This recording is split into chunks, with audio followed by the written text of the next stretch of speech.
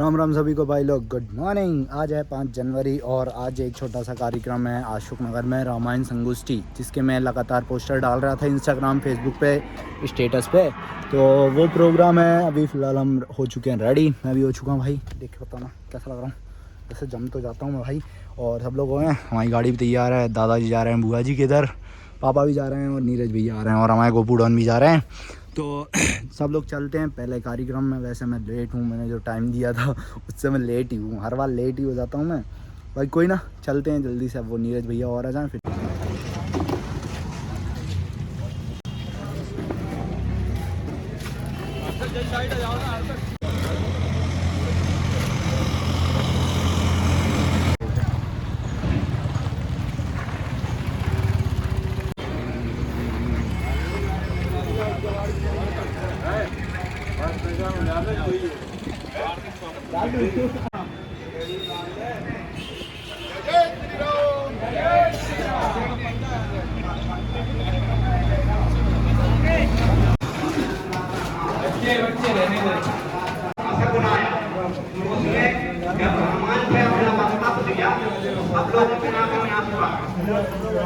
अभी भी अपने बहुत एहती आवश्यकता है कि मानस के लिए आप भी जानते हैं, उनका गुरु के जमाने में वाल्मीकि गुरु कोई नहीं मान रहा है, ना कोई इसको पढ़ रहा है, लेकिन इतना निराशावादी नहीं है, आशावादी है।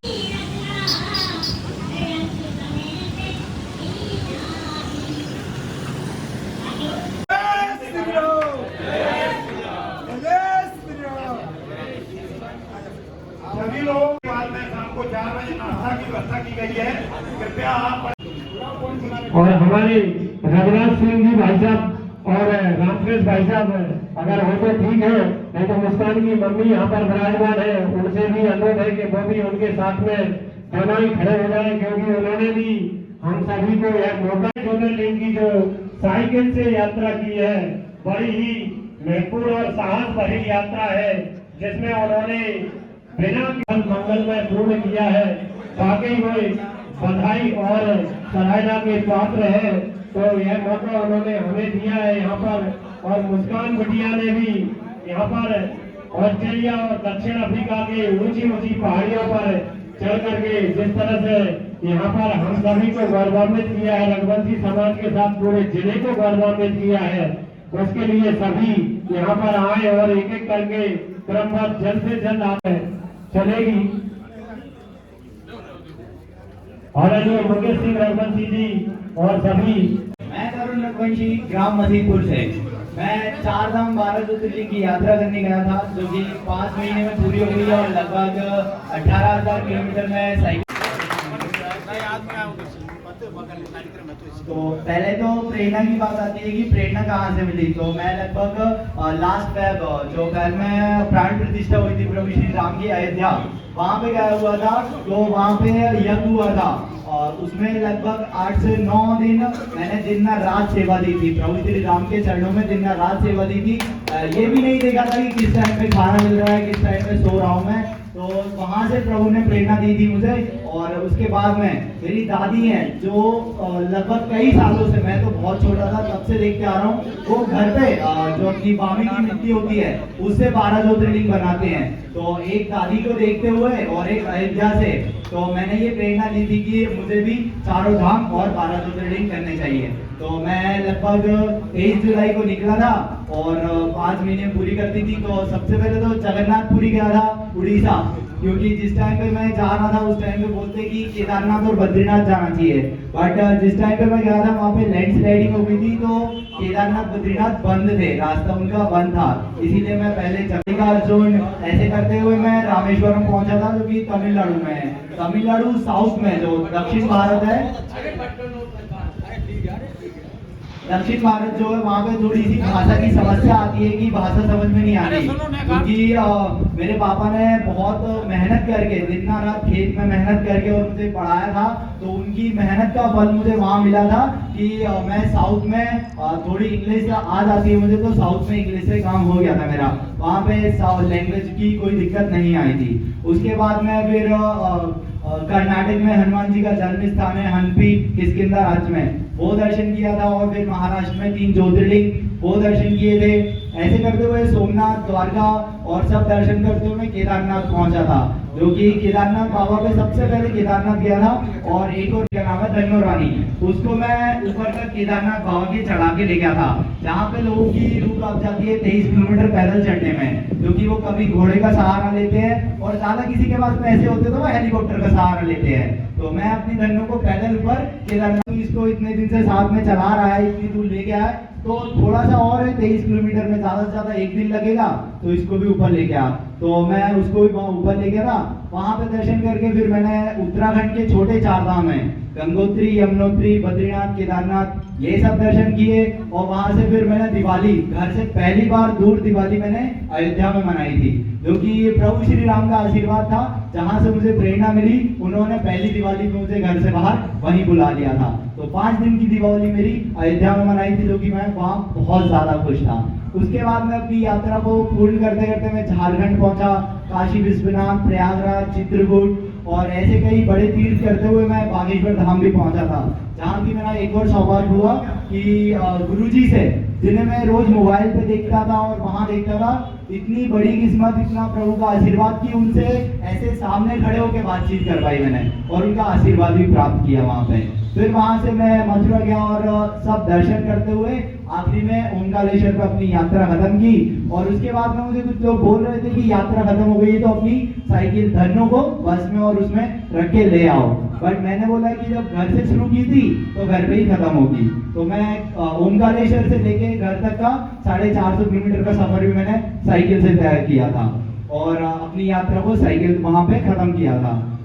मुझे तो कोई दिक्कत नहीं आई थी, पूरे 5 महीने में एक टैबलेट तक लेनी नहीं पड़ी मुझे कि सर्दी की या फिर पेन किलर कुछ भी टैबलेट लेनी पड़ी हो।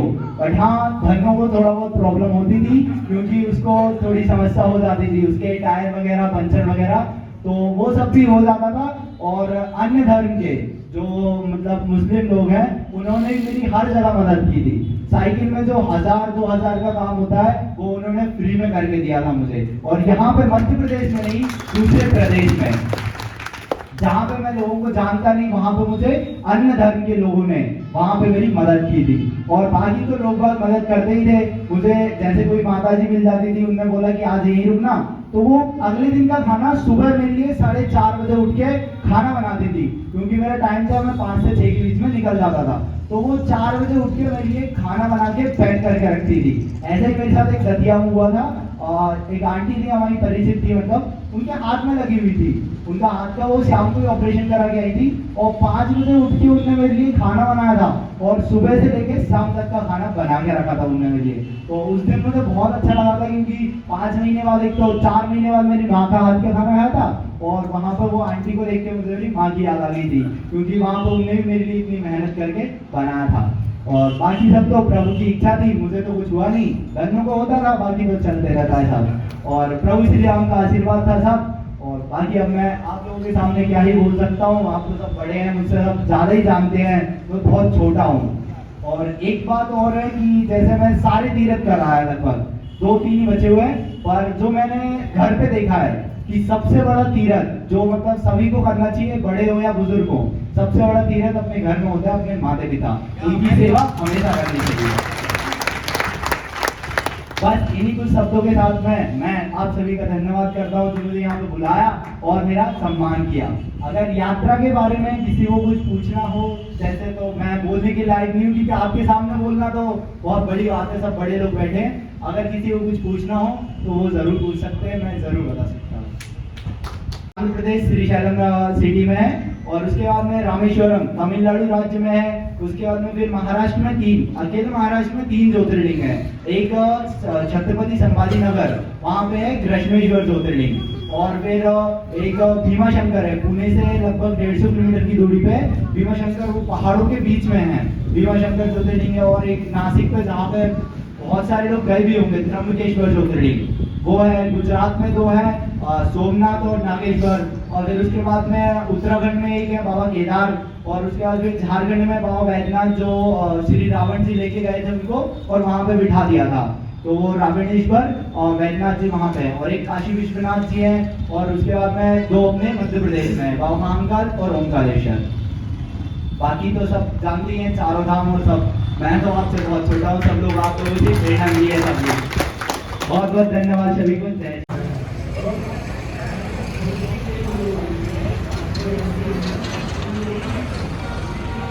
तो भाई आ गए हम, मतलब ऊपर से कार्यक्रम सब खत्म करके। अब हमारे भैया और आ जाए, नीरज भैया जो हमारे साथ आए थे वो, और हमारा गोकूडॉन आ जाए साथ में, तो फिर बस हम चलते हैं वहाँ पे। और तैयार तो है ही, गोकूडॉन भी गुना से आ गए थे, अब गुना जाएगा ये भी। तो मैं इसको भी बोल रहा था ज़्यादा लेट नहीं हो तो ये भी चले जाए। कहाँ महाराज, कहाँ हाल चाल है? पोस्टर देखो तुम लोग, कैसे लगो?